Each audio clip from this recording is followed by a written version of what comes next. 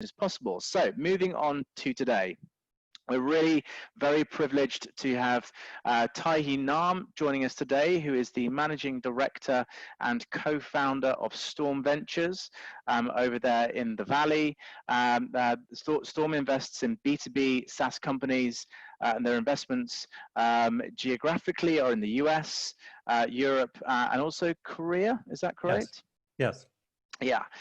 Tae Hea is also the co-author of Survival to Thrival book series, which breaks down the B2B SaaS company building journey. And Tae Hea will be talking to us today about how he surfs, although actually you've just found out he doesn't really like to surf, but how he surfs to go-to-market fit.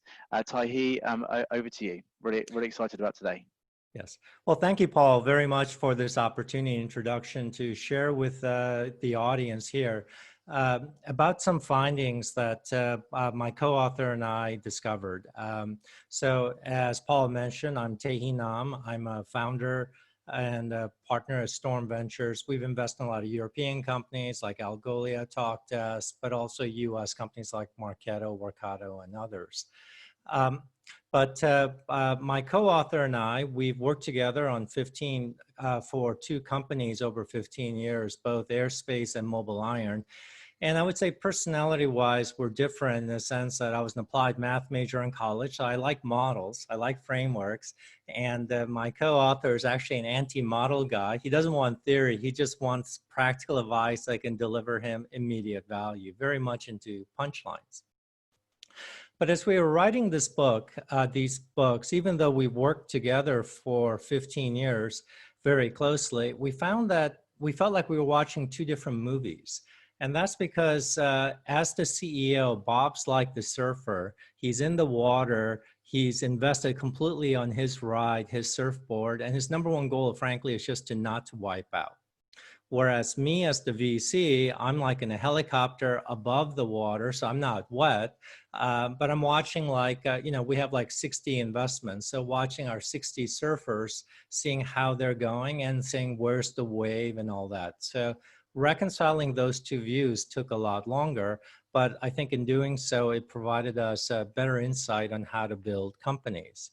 And in building companies, every company we worked with, there was one common question that always came up, and that is, how do you unlock growth? And so that's the topic that I want to talk about today, and a path that we see that works on how to unlock growth that we call surfing to go-to-market fit. So other ways that I know that people have tried to unlock growth, one is by relationships.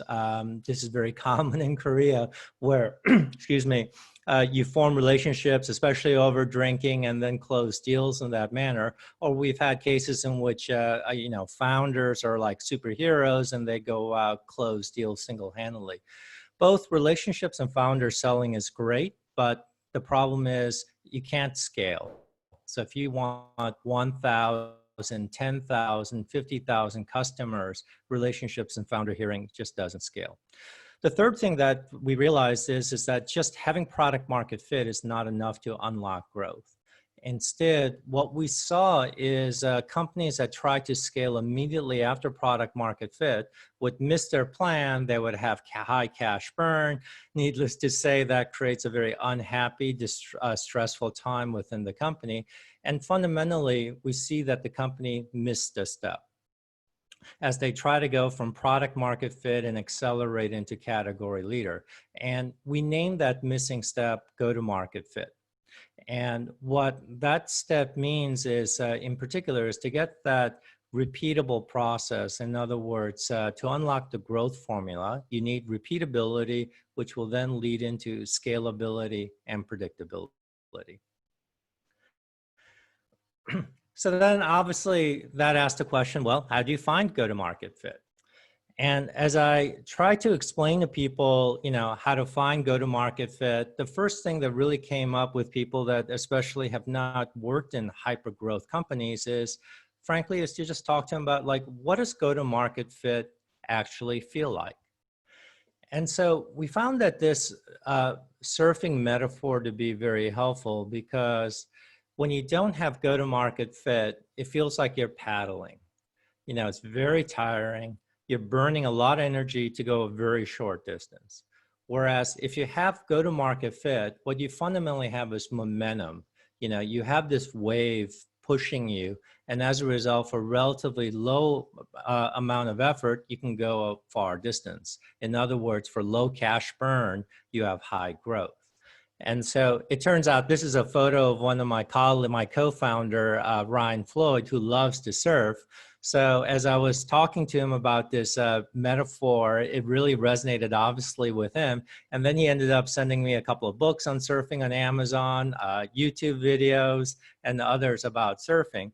And as I learned about surfing, I realized that to surf, you have to do three things. You have to catch the wave, you have to ride the wave, and have the right surfboard. It turns out that all three of those are very applicable to startups as they try to find go-to-market fit. And in particular, catch the wave means you have to line up with the urgent pain, and what you get is you get a lot of leads. So when you catch the wave, what you know is you're getting lots of opportunities, getting these leads. The second, ride the wave, requires having a repeatable go-to-market playbook. And what that will give you is it'll drive conversion. So you can convert those leads on a repeatable, predictable, scalable manner. And the third is having the right surfboard really means having the right go-to-market data model so you can have the right metrics, you can have alignment, and fundamentally drive team execution. And what we'll do in the next hour is really just drill down into these three elements here. So first, let's talk about catch the wave. Many companies I work with, I found, caught the wave, frankly, by luck. You know, they happen to be at the right place at the right time and with the right product, and they just caught the wave, and it's great. But notwithstanding that, it's important to always catch the wave again, because you need to refine go-to-market fit because the world has changed. Or as you introduce new products, you also have to refine go-to-market fit for those new products. And so we found that there's a more systematic way of finding urgent pain. And the challenge there is overcoming founder heresy.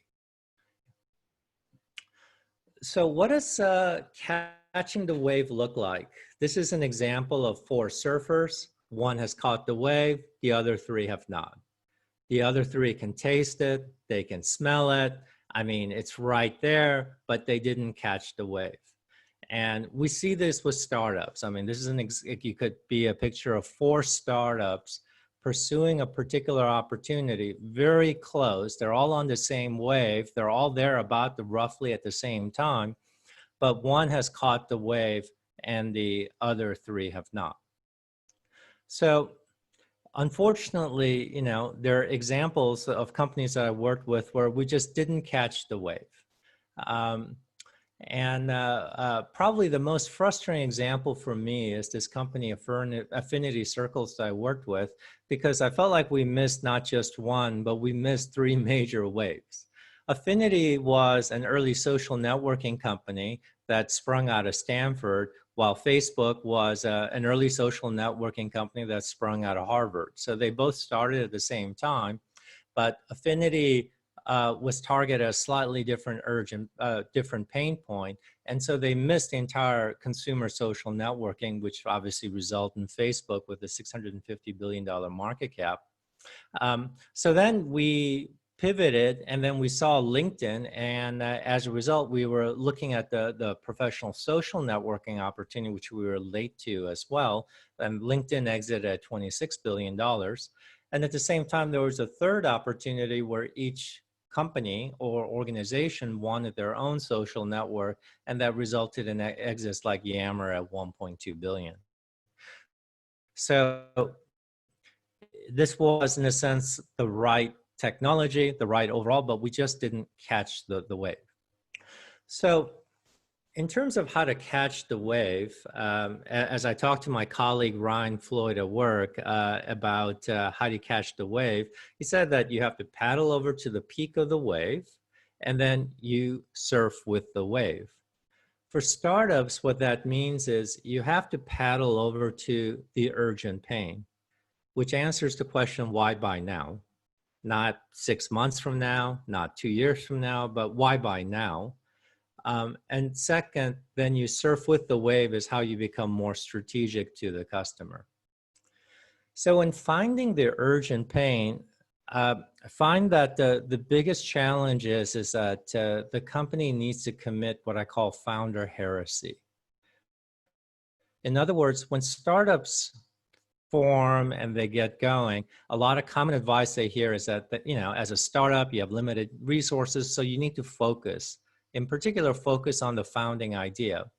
You know, the founding idea is why the founders left good jobs to start the company. The founding idea is why other people joined. You know, the founding idea is why investors, the seed investors, early investors decide to invest you. So the founding idea has this almost biblical-like importance within the company. And so doing anything other than the founding idea is considered heresy.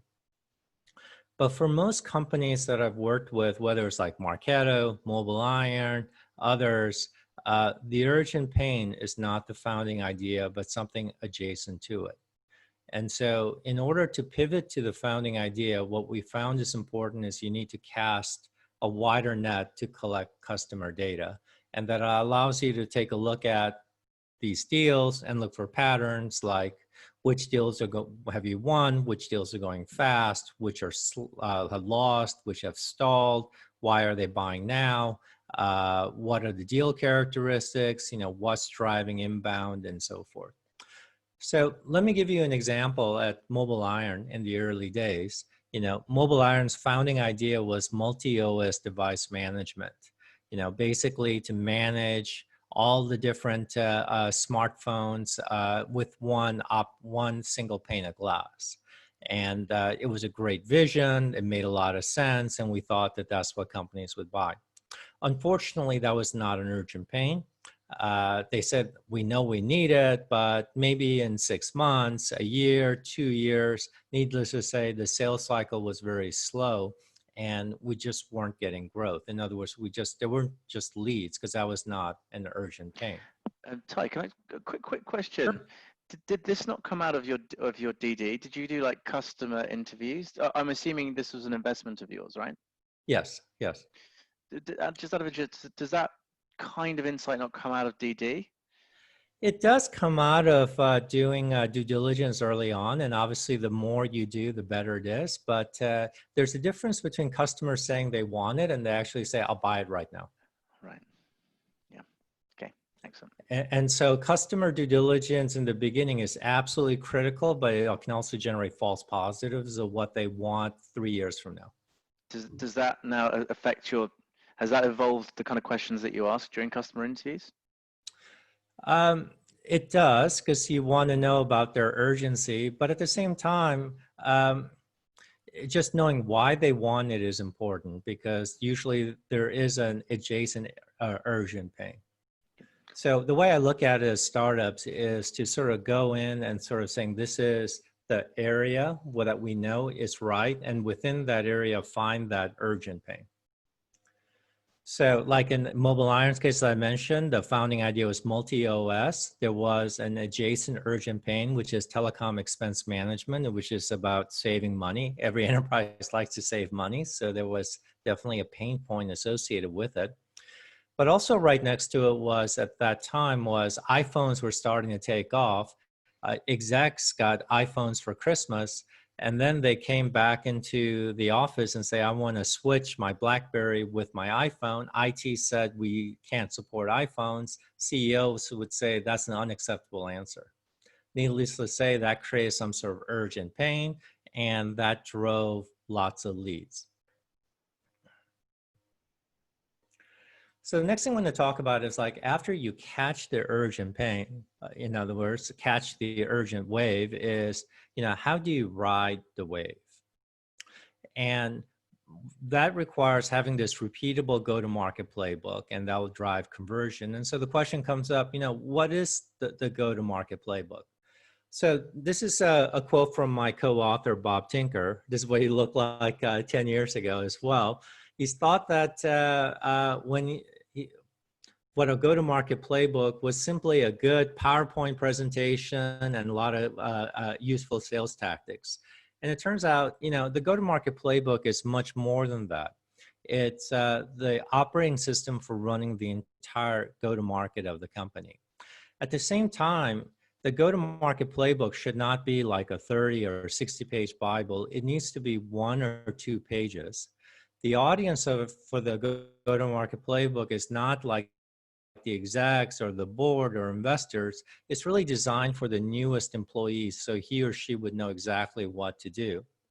And most importantly, the go-to-market playbook should not come from a sales or marketing perspective. It should not represent the steps in the sales process or the stages in your CRM. Instead, it really needs to come from the customer's perspective or reflect the customer journey. So let me give you an example of what is the customer journey. It starts off, as we mentioned, with knowing what the urgent pain is for your ideal customer profile. So you need to have that, because in a way, that's where your playbook is being pointed to.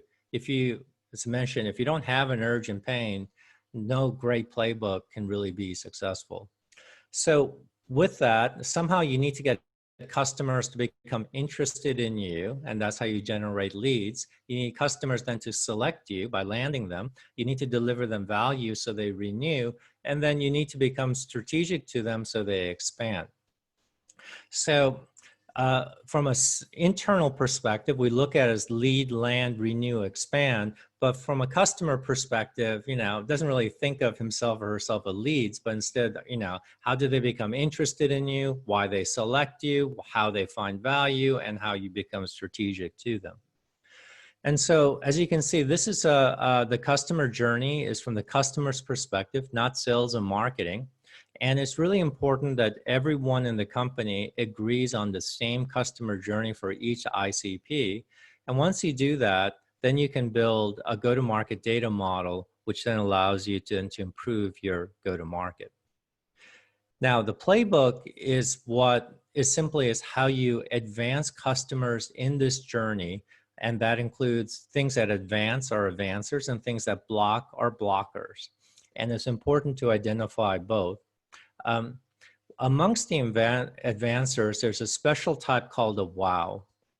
And it turns out if you don't have a wow, you just aren't going to have conversion in the playbook. A wow is something that causes potential customers to move to the next stage in the customer journey. It's something that causes potential customers to take a specific action, like you show this and they go, wow, I want my colleague to see it. So they invite a colleague. That becomes your second meeting. Or they say, wow, I really like this. I want to try it. That would begin your trial. Or I really like this. I got to show it to my boss. So that will lead to then their executive decision. So it's that something which causes the potential customer to take a specific action. It's something that's determined by the customer, not the product team or the CEO or the board, but it's something that you can see that causes a customer to react. In Mobile Iron's case, it was demonstrating a feature called selective wipe. It was such a trivial feature, engineering thought it was irrelevant because it took them a short amount of time to develop it. But selective wipe at that time is something that when they show their customer, they go, wow, this is cool. I want my colleagues to see it. Selective wipe was the ability to wipe corporate data off the phone, but leave all the personal data like photographs and all that there. Needless to say, employees will be leaving, and manually wiping these phones was just very time consuming. So it's really critical to understand the wow. When I ask our companies, to show the playbook, if it's more than 1 or 2 pages, I know no one's going to use it. And then second, I ask, well, what's your wow? And if they don't know what it is, I know the playbook's not going to work. So those are things that come up very easily. Thing that took me a while to learn is, and it's a simple question, it's just, what is the end of the customer journey? And for a long time, I thought of it as expand, because, if you fully expand it and have a lot of upsells or renewing, it's a great customer. But I realized, from a customer perspective, that's irrelevant. What really helps from a customer's perspective is if you could make your champion into a hero. In other words, get your champion promoted. And I'll give you an example of Marketo. I was on the board of Marketo for 10 years. I first invested in Marketo when there were only 15 employees in the company. And Marketo's initial product was around email marketing, an early form of marketing automation. But we positioned Marketo very early on about how to have marketing have a seat at the revenue table. And so it was about Marketo, how Marketo and marketing automation would help you generate pipeline. And so what happened is that the Marketo champion initially was a manager of email marketing, which then people were saying is we could use that to build pipeline. Let's call that demand generation. And people were looking for directors or VPs of demand generation. And then CEOs were later on looking for CMOs who can generate pipeline. You know, more than just do brand or other type of marketing, but if you generate pipeline, you can, obviously sales will be happy and you accelerate growth. And so, you know, coming out with a playbook of the customer journey that is not just about winning the deal, the land, but the full journey with them becoming a hero is something much more powerful.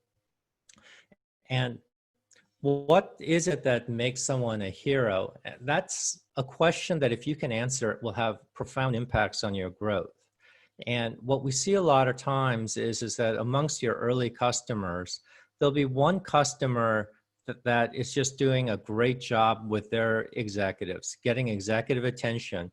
And it's usually because they've shared a report that person is generating amongst executives that gets recognition and promotion. And so if you could find that report, identify it, then obviously replicate and share it with, amongst others, then you can build that community of heroes within your customer base. And so that's what I'm saying is that if you can transform this journey from just one company, one champion, but to your entire user base, then you have an opportunity to build a very passionate community of heroes. You know, how you help your champions become heroes is really thought leadership. And Marketo in particular, we built Marketo Nation. Marketo built a massive community with educational marketing, which is simply advice on how to become a hero, you know. And then the other is related to it is, this is a quote from Chandar. He's a friend of mine. He was the CMO of Marketo. He's now the CMO of Coupa, who mentions that, you know, these hero stories, a way of showcasing your champion successes as crusaders of change in the company. It's about making your champions, not your product, the central hero of the story. And so it's about then ultimately tying into their customer journey, starting from why they initially are interested in you, get interested in you, to ultimately how you can make them into a hero. In our website, you know, we share a couple of playbooks. So we have an example of a product-led playbook from SendGrid, a marketing-led from Marketo, and a sales-led from Mobile Iron. So you can go into the website and we share these. And if you have others that you find helpful, please send it to us and we'll add it to the website as well. But as you can see, you want to target this urgent pain for an ideal customer profile, understand their customer journey, and then have a playbook to drive customers through that particular journey.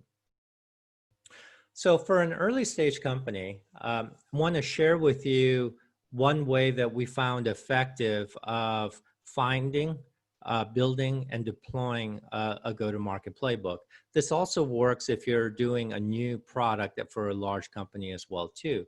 And that is, you need to start with a pioneer, such as Davy Crockett.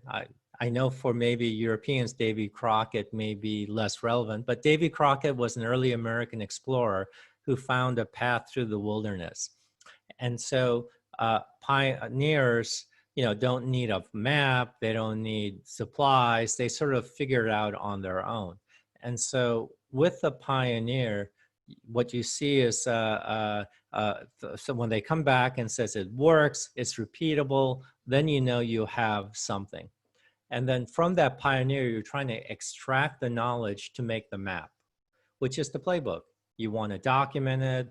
You want to find the pioneer slides, change it so that there's no voiceover. You know, just last week, I was working with a pioneer for one of our portfolio companies. The slides and the voiceover were completely different. So if someone else were using her slides, it wouldn't work. So we would have to change the slides to match her voiceover. Identify then the key go-to-market building blocks, like what is the ICP, who is the ICP, the customer journey, identify the urgent pain, the wow, and how do you set traps for your competitors. And then based on that, figure out what product changes you need to make to elevate the wow and remove blockers. So from the pioneer, you get the map, and then you can replicate the pioneer by testing the map with the other, like AEs, other SDRs, and then figure out how to improve it. You can automate the pioneer on your website, and that turns out to be what marketing a lot of times is just basically automating sales with website and videos. And then lastly is, you know, how do you drive awareness by leveraging the ICP and leverage and the urgent pain so you can get customers to find you, or you know where to find them. So with that, we find that it's really the second element, which is, you know, by being able to have this repeatable go-to-market playbook, you're able to find and win the same type of customers and thus ride the wave.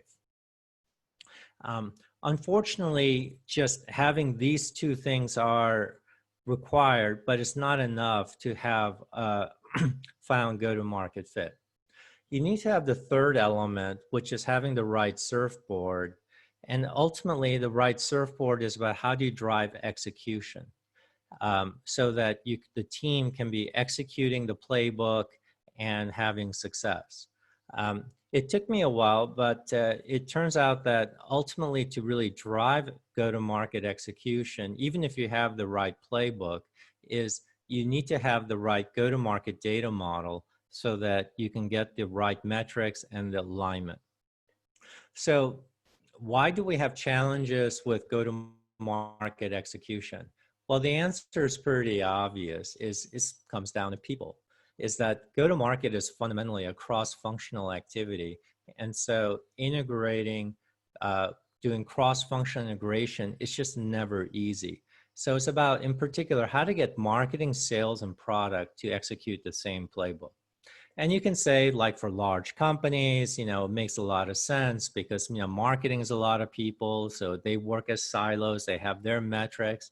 You know, sales is a large organization, they have their metrics and their culture, and they're working as a silo. And the same thing for product and engineering, that they have their same. So in large companies, it makes sense that, you know, you have these different silos, and integrating these silos to work on the same playbook will be a challenge. Surprisingly, I see the same problem with just a small startup with 3 individuals, where you have, let's say, 1 person in sales, 1 person in marketing, and 1 CTO who's in charge of product.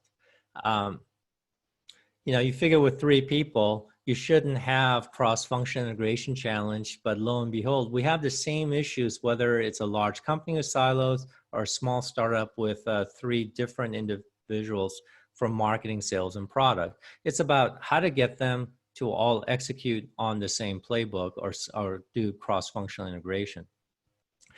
You know, and there is a common answer, and everyone, and I hear this from everyone, and this is the right answer, which is you align and drive teams by setting the right goals and reporting the right metrics at every board meeting. The answer is obvious, but how do you actually do it? So this is an approach that I find working that I want to share with you, is that it starts, if you have sales, it starts with a VP of sales.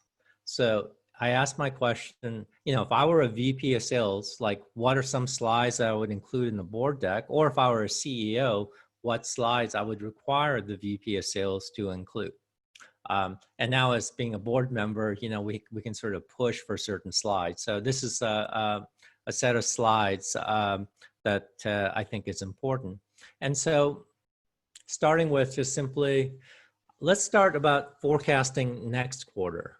Not this quarter or last quarter. I mean, clearly in a sales presentation, you want to review last quarter. Everyone then is focused on how you're going to do this quarter. And then the next question is next quarter, the quarter after that. So success in the quarter after that, it's all about new pipeline creation. And so we want to know what the total new pipeline is going to be. And there are three ways to generate pipeline: inbound, outbound, and let's say with others using partners. And so inbound is driven by marketing. Outbound is driven by sales. Other partnerships is usually driven by business development. They sum up the total pipe. And the question is, based on our prior conversion, we know what kind of total new pipe is needed. And so are we going to achieve that or not? And that would be the new pipe. So are we generating enough pipeline? So this is asking the question, are we generating enough pipeline so that we will meet our next quarter? But the next question underneath it is marketing enough, generating enough pipeline for sales? And is BD doing enough? So basically, it's dealing with cross-functional integration. Want to know is marketing generating enough pipeline for sales? It's not a question of, are they generating enough MQLs or clicks or all that? That is important too as an internal marketing metric.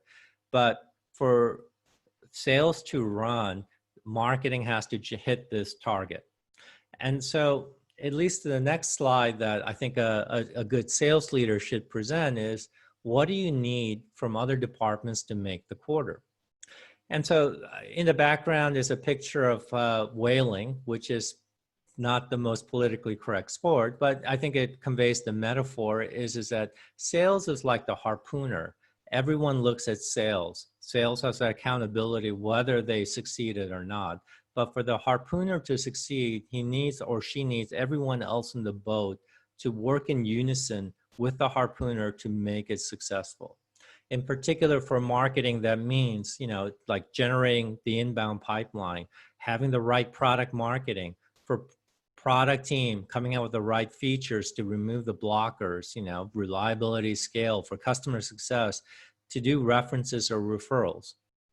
So I think, this slide is a way in which we can have sales be the tip of the spear here to drive, cross-functional integration, which is the key to go-to-market execution. And then by showing this, by saying this is what I said the last board meeting, what this is at this board meeting, you can see whether the different teams are making progress. But to do that, you need common metrics. And so fundamentally, what happens is that when teams are using inconsistent metrics, that misaligns teams. If marketing is focused on MQLs and sales needs to get inbound pipeline and the two don't connect, then all of marketing's activities, maybe 80% are wasted in terms of getting sales conversion. And so then marketing complains sales is not following up on their leads, and sales is saying they're just not getting the right leads. And so it goes back to when you have the playbook, to really execute the playbook, you need marketing, sales, customer success, and product to work together. And the way to get them to work together is by having consistent metrics that align these teams. And the way to get consistent metrics is to have this common go-to-market data model. And so I found that if you don't have a common go-to-market data model that can have these consistent metrics, you can't align your teams, hold them accountable, and therefore you don't get execution on the playbook, even if you have the best playbook and you've caught the wave. Tae, thank you. This is so far absolutely fantastic. I have a quick question for you. This is a topic that's very close to my heart.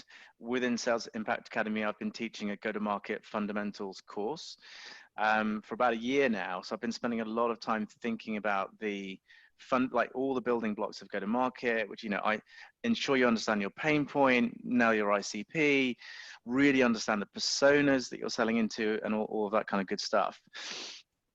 One of the things that started emerging for me, because as you've already mentioned before, this is not, you don't just do this go-to-market playbook and stick it in a drawer and go, that's done for the next 5 years. As the product evolves, the market evolves, it's a constant like tweaking and evolving of your go-to-market, right? Yes. And as you say, you've got to align across 3-4 functions, and it's just, but it's actually the most important task in the company, because because misalignment means inefficiency and different teams working on the wrong thing, and that means wasted capital, like and could mean death. So what emerged for me was, should this be a role? Should there be, like in early stage companies, like a go-to-market manager, maybe as the company scales, it's a VP of go-to-market, reporting into the CEO? Because I've had this conversation with people before, and they said, well, that's product marketing. It's like, well, I don't think your go-to-market should be stuck in a function. Right. It feels to me like the CEO needs to be super connected to this, because it's literally aligning the whole company. Right. And could there be a go-to-market manager role or VP of go-to-market that's helping with this whole process, constantly refining and making sure that there's alignment? So there is a title that people use, like CRO. Your chief revenue officer is a person in charge of sales and marketing and customer success. So CRO, it's exactly. So it doesn't own product, but it owns 3 out of the 4. In that, this is the CRO. But for an early stage startup, any startup really, the CEO has to own it, to be honest. Yeah. But you need one person, as you say, to own it, or it doesn't work. Mm-hmm. Yeah. But I find even if you have that owner, unless you have a common go-to-market data model, it's like the teams are use different languages. Yeah. So, and that's why it really comes down to is that you need to have this common go-to-market data model in order to have consistent metrics that align the team so you can run your playbook. Yeah. And in the same way, like if you don't have an urgent pain, it's it's hard to get leads. Yeah. You can do everything else right, but you need an urgent pain for that. If you don't have a wow, your playbook is just not going to work. Yeah. And if you don't have a common go-to-market data model, managing this becomes a nightmare. Yeah. I think that's the only way you could do it as a CEO, because there are so many pressures on the CEO to make sure that you're across your go-to-market and everything else that happens, and making sure you don't run out of cash and you're hiring well and the direction of the companies that you're pointing in the right direction. There is just so much. For me, anyway, when I was going through this, it was like, this is a shit ton of work. If there was someone that could report into the CEO that literally took a lot of that. It is, but unlocking growth is not trivial. No, it's not. It's hard to hire someone and say, just unlock growth. Yeah. Okay. All right. Anyway, I just thought, no, it's a great question. No, it's a phenomenal question, because obviously, we've invested in a couple hundred companies, and so companies that succeed all unlock growth, and so we try different ways to unlock growth. And I wouldn't be saying here, Tae, that you would literally devolve responsibility, but the CEO would be, they would do a one-to-one with that person 3 times a week, maybe. Yes. But they would, so what we found helpful is the CEO may have a chief of staff, or maybe a head of biz ops, or someone that will start tracking these metrics. Yeah. Yeah. And building a common data model. It's just that the decisions have to be made by a person in power. I mean, they're fundamental decisions that you want to make on a real-time basis. Yeah. Yeah. So when it comes to the common go-to-market data model, Jaco at Winning by Design wrote a blog post that I really like. We helped actually start Winning by Design, so we work closely with him, but he wrote this sort of SaaS data model. But at the end of the day, building the common go-to-market data model is very simple, which is it just has to track your entire customer journey. So that's why I said ending with them becoming a hero. So it has to track your entire customer journey and you have to be consistent. So whatever go-to-market data model you have, as long as it tracks the entire customer journey and you're using it on a consistent basis, you will start having consistent metrics. So I want to go back and sort of our talk about, surfing the go-to-market, surfing to go-to-market fit. And we're using the metaphor of surfing because I think it's sort of for people who haven't experienced, that helps you understand what we mean by go-to-market fit. It's going from paddling to surfing. You got to catch the wave. That means you got to have an urgent pain. To ride the wave, you need that repeatable go-to-market playbook with wows. And then to have the right surfboard means having the right go-to-market data model. I want to talk about one last topic, which is related to finding go-to-market fit. And before that, just this slide here is that if you find go-to-market fit, it unlocks growth, it unlocks capital, and from a startup, it means you go from survival to thrival. And it's a magical moment, and all of a sudden you become from one of a million startups looking for investors to a hot company that everyone wants to fund. Because to the right of go-to-market fit, there's an unlimited amount of money right now looking for yield, which is high growth. And to the left of go-to-market fit are all these startups that are looking to get funding. So, but the topic I wanted to end with and talk about is more of a personal topic that we see, and that is an unfortunate question that there's a downside of growth. I mean, startups do so much to unlock growth, and we need to unlock growth for companies to be successful. But there is a downside, and that is why do superstars fail? So why do people that really help unlock growth and played a major superstar role then fail at the next stage? So let's talk about in particular Davy Crockett, our pioneer. So we mentioned as the company is trying to find go-to-market fit, having a person like Davy Crockett is absolutely critical to finding go-to-market fit.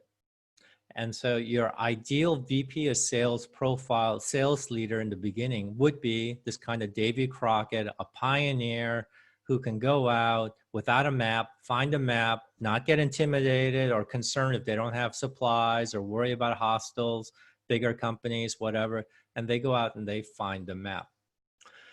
Well, as soon as you find the map and the path through the wilderness, you need a different kind of sales leader. You don't need a Davy Crockett. You actually want like Braveheart or Mel Gibson or Joan of Arc.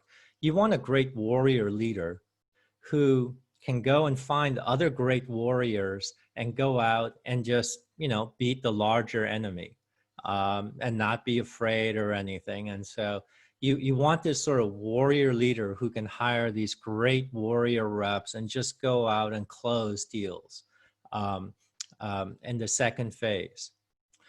And that's critical as you're scaling, let's say from 5, 10 reps to 50 to 100 reps and so forth. But as the company gets even bigger, what you want is you want a sales leader who's not a warrior leader, but is great at managing warrior leaders. And the best example of that is like Dwight Eisenhower, who managed the Allied forces in the Western Front. And so he obviously oversaw a lot of great generals, like, whether it's Montgomery or Bradley or Patton. But the thing about Eisenhower was he never fought in battle. He was never a warrior. And so as you make these transition from pioneer to warrior leader, you have to unlearn being this great pioneer from this warrior leader to the sales architect, unlearning being a warrior leader. And so as the company grows, you need these different profiles. So as a result, a person who's a superstar today can be a failure tomorrow. And so that gets to, well, how do you get people to change? Or like in particular, why is change so difficult? Why is it so hard to go from Davy Crockett to a Mel Gibson to a Dwight Eisenhower? Is that you have to unlearn what made you successful. And so looking at, Star Wars is one of my co-author's favorite movies. And Yoda, as a philosopher, said, you must unlearn what you have learned. So you have to unlearn being a pioneer to learn how to be a warrior leader. And in doing so, it's hard because you have to overcome your insecurity, which is, you have to give up what you're really good at. And so then, as Bob said, as he was making that transition as CEO, he was saying, does that mean everyone would look at me as an emperor with no clothes, since I'm no longer relying on what I used to be really good at? So how do you change? And clearly having the right mentor like Yoda helps, someone who's gone through it before, understands it, and can help you in that journey. And so having a right mentor can be a tremendous help through this whole process. At the same time, what we saw is that there are very few books or materials written about basically how not to get fired as a company grows. And so that's why we wrote these books as well. And the title is about, as the first book is about how to unlock growth and build a company. And the second one is really about personal career development, how people need to change, or they will have to be changed for the benefit of the company and its future growth. So with that, I just want to conclude by saying, this whole idea about surfing to go-to-market fit is how you go from paddling to surfing, and you do that by catching a wave. So you have to line up with that urgent pain, ride the wave with that repeatable go-to-market playbook, and the third is having the right surfboard, which is the right go-to-market data model. So going back to catch the wave, in order to line up with that urgent pain, you have to commit founder heresy by casting a wider net, and what you'll ultimately get is a lot of leads. For this repeatable go-to-market playbook, you have to overcome your internal bias and not look at it from your sales stages or sales or marketing perspective, but really look at it from the customer journey, from the customer's perspective, identify the wow and the hero report, and what you will get is repeatable conversion. And then lastly, this go-to-market data model will allow you to overcome silos. And what helps a lot is if you have the right board reports, because then you can start aligning the direction. And what you will get is execution. And the key to execution is what Paul mentioned earlier, is about how to get that continuous improvement, continuous refinement, because the world is always changing, your competitors are changing, your customer needs are changing, and so you need that continuous execution. So with that, just want to thank you for this opportunity to share our insights, and if you have any questions, feel free to contact me over LinkedIn, and enjoy this opportunity to share my thoughts with you.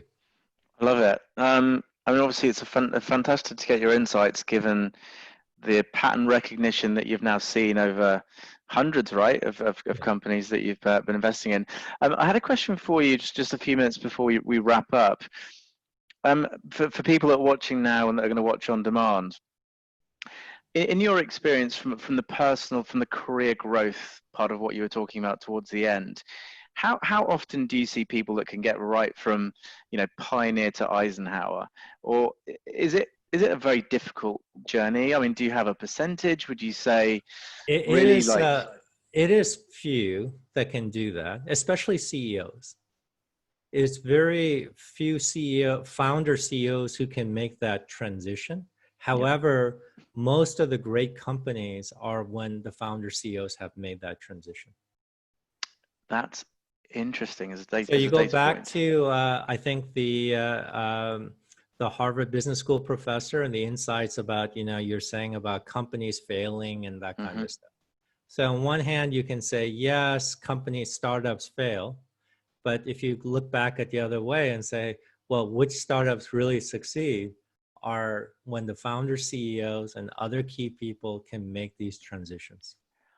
That's absolutely fascinating. Is that a data point that you have, or is that just basically patterns that you see? Well, you can look at like companies that go public, what percentage of founder CEOs? And it is higher than you think.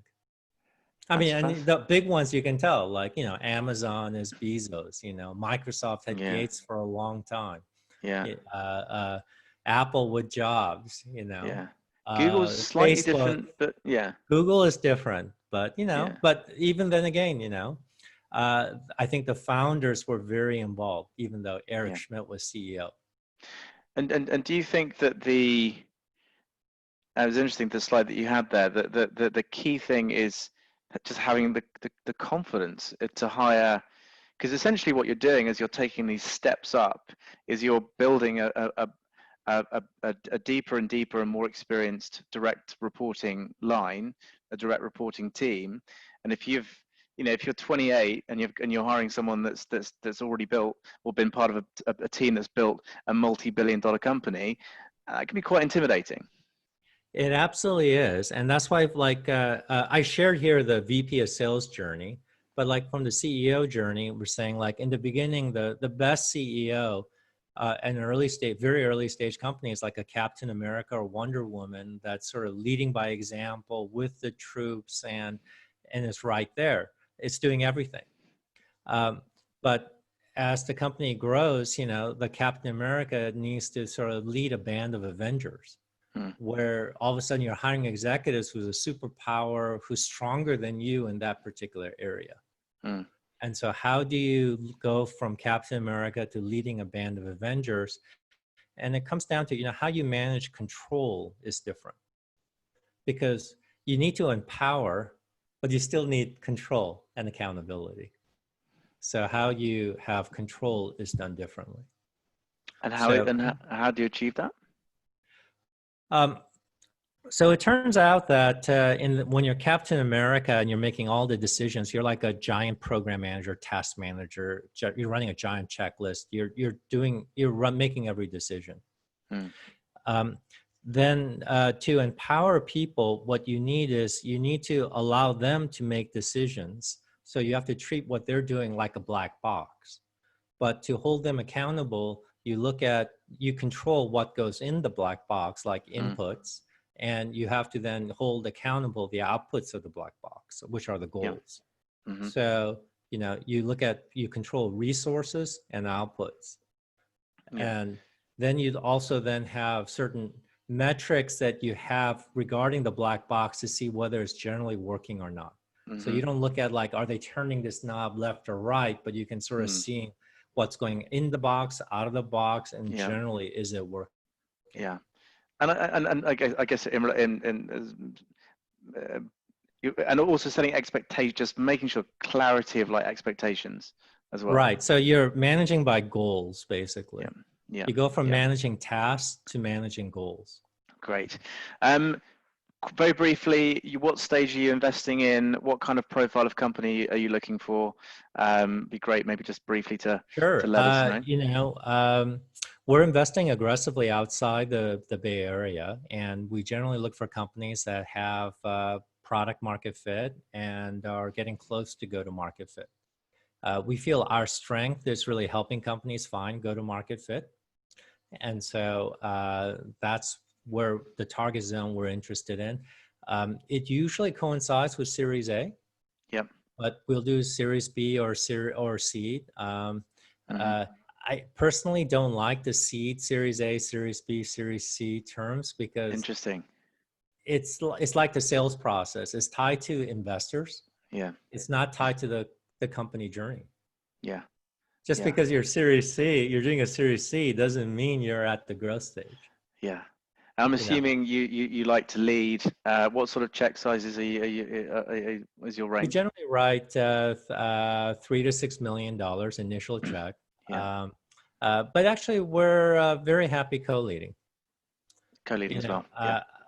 We've incubated companies like, you know, I incubated Mobile Iron. I was also the founding CEO of Airspace. So we've done real leads. And at this point, we're more interested in helping people build successful companies. And so we don't have like a set ownership target or saying we have to lead. Like this recent investment in Europe, Solaris Bank, we're not the lead. We're part of the syndicate.